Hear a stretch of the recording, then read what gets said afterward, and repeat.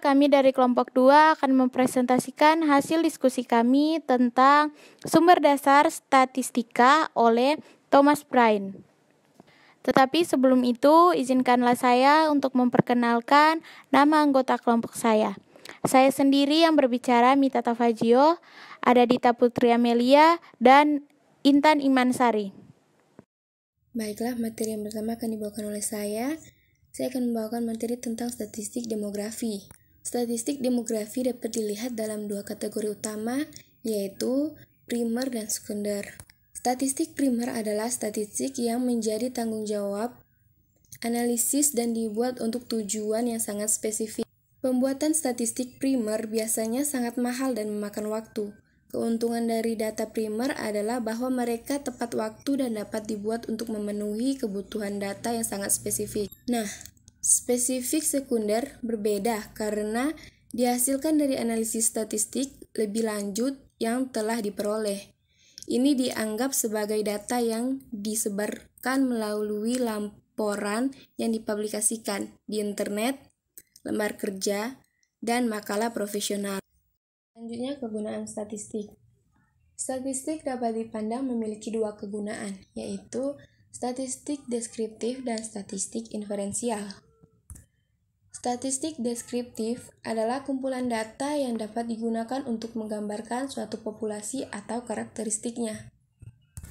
Statistik inferensial, di sisi lain, adalah kumpulan data dari mana kesimpulan saat ini atau masa depan tentang suatu populasi atau karakteristiknya dapat ditarik, atau Mendenhall, Ott, dan Larson 1974. Selanjutnya, jenis sumber. Data dan statistik demografi primer.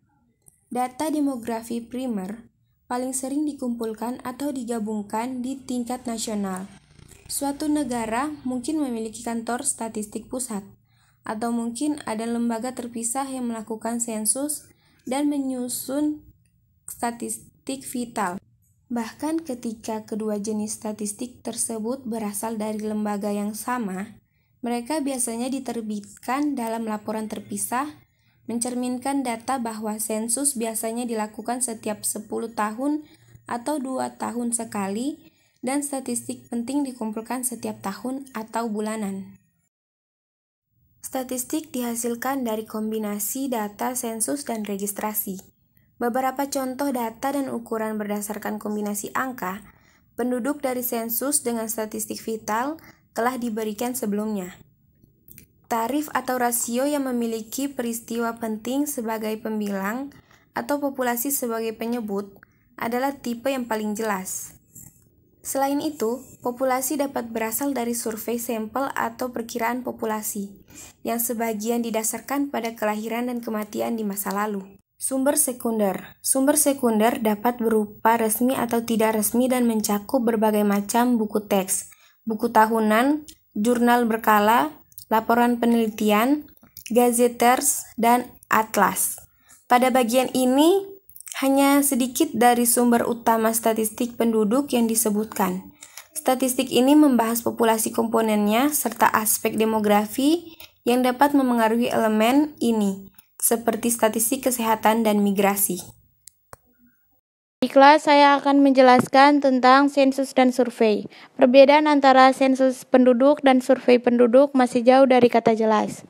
Sensus penduduk dapat didefinisikan sebagai proses total pengumpulan, penyusunan, pengevaluasian, menganalisis, dan menerbitkan atau menyebarkan data demografis, ekonomi, dan sosial yang berkaitan pada waktu tertentu kepada semua orang di suatu negara atau bagian tertentu dari suatu negara. Di sisi lain, sebuah survei adalah kumpulan informasi standar dari populasi tertentu atau sampel dari satu, biasanya tetapi tidak harus melalui wawancara. Kita masuk pada sensus internasional. Di negara berkembang, ketersediaan data telah meningkat pesat dalam beberapa dekade terakhir. Semua negara telah memperluas dan memperkuat kapabilitas kantor statistikanya, termasuk kegiatan yang berkaitan dengan informasi kependudukan. Klasifikasi dan perbandingan sensus internasional adalah tugas yang sulit. Perserikatan Bangsa-Bangsa menyajikan 4 kriteria utama untuk sensus, yaitu pencacahan individu, universalitas dalam wilayah yang ditentukan, keserentakan, dan periodisitas yang ditentukan. Selanjutnya kita masuk pada survei internasional. Ada sedikit survei demografis dunia yang sebenarnya logistik memasukkan semua negara dalam survei terlalu tangguh.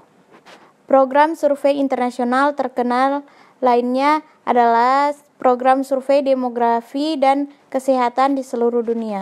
Survei tersebut dirancang untuk mengumpulkan data tentang kesuburan, keluarga berencana, dan kesehatan ibu dan anak, dan dapat diakses melalui internet.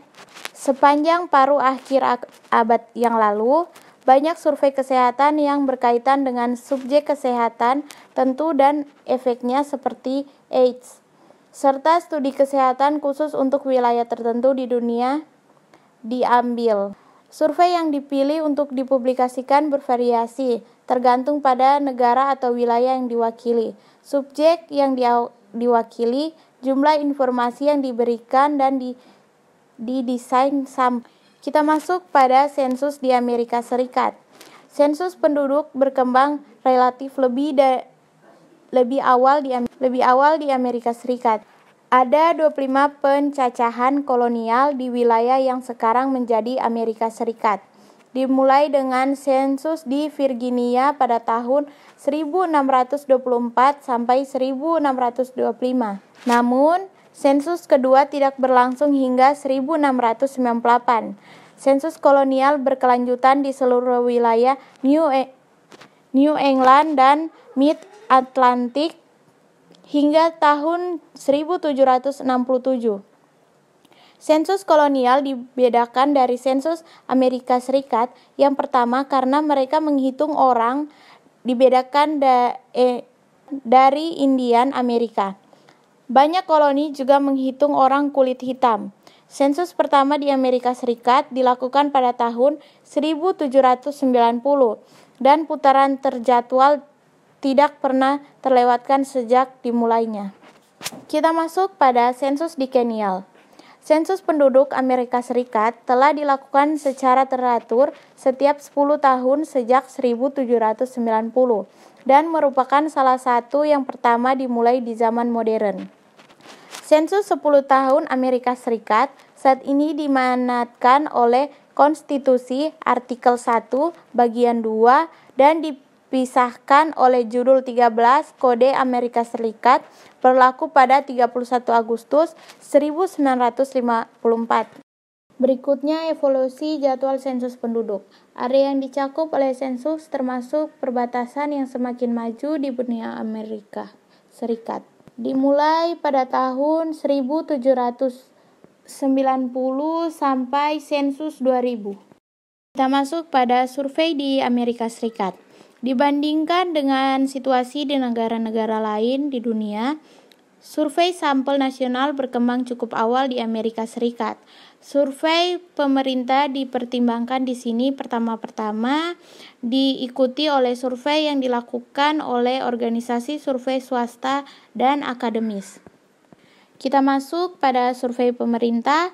Asal-usul survei Biro Sensus Amerika Serikat dapat ditentukan di sensus cek pencacahan yang diambil sebagai bagian dari pendaftaran pengangguran tahun 1937. WPA mulai mengembangkan teknik untuk mengatur pengangguran, pertama pada basis area lokal dan selanjutnya pada basis nasional. Pada Juni 1947, namanya diubah menjadi Survei Penduduk saat ini, yaitu CPS. CPS adalah salah satu survei demografi yang paling menonjol. Estimasinya yang diperoleh dari CPS mencakup pekerjaan, pengangguran, pendapatan, jam kerja, dan indikator sosial ekonomi dan demografis lainnya. Selanjutnya ada survei penelitian. Ada banyak sekali organisasi survei di Amerika Serikat, banyak diantaranya melakukan survei sampel nasional, tempat pengumpulan data demografis. Survei demografis yang dilakukan oleh universitas di komunitas tertentu sangat banyak dan jumlahnya tumbuh dengan kecepatan yang meningkat. Saya akan menjelaskan mengenai sistem registrasi, yaitu yang pertama statistik vital. Statistik vital yaitu perkumpulan data yang berkaitan dalam kehidupan seperti kelahiran, kematian, perkawinan, perceraian, adopsi, abortus, dan menderita penyakit serius lainnya. Kedua, migrasi internal. Statistik migrasi internal untuk Amerika Serikat terutama dihasilkan oleh sensus 10 tahunan, survei nasional, dan catatan administratif. Yang ketiga, registrasi populasi. Registrasi populasi yang aktif secara ekonomi berdasarkan distribusi pekerjaan. Beberapa lembaga baru-baru ini mengembangkan paket statistik untuk membantu mempersiapkan proyeksi populasi untuk digunakan di analisis populasi.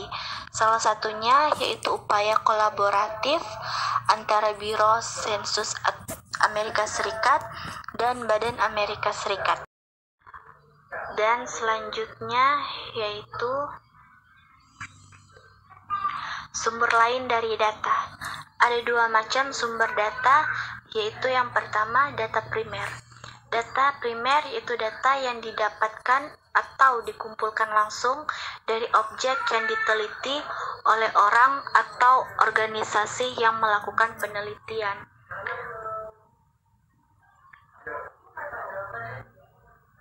Contohnya yaitu data hasil kuesioner terhadap responden dan data hasil survei.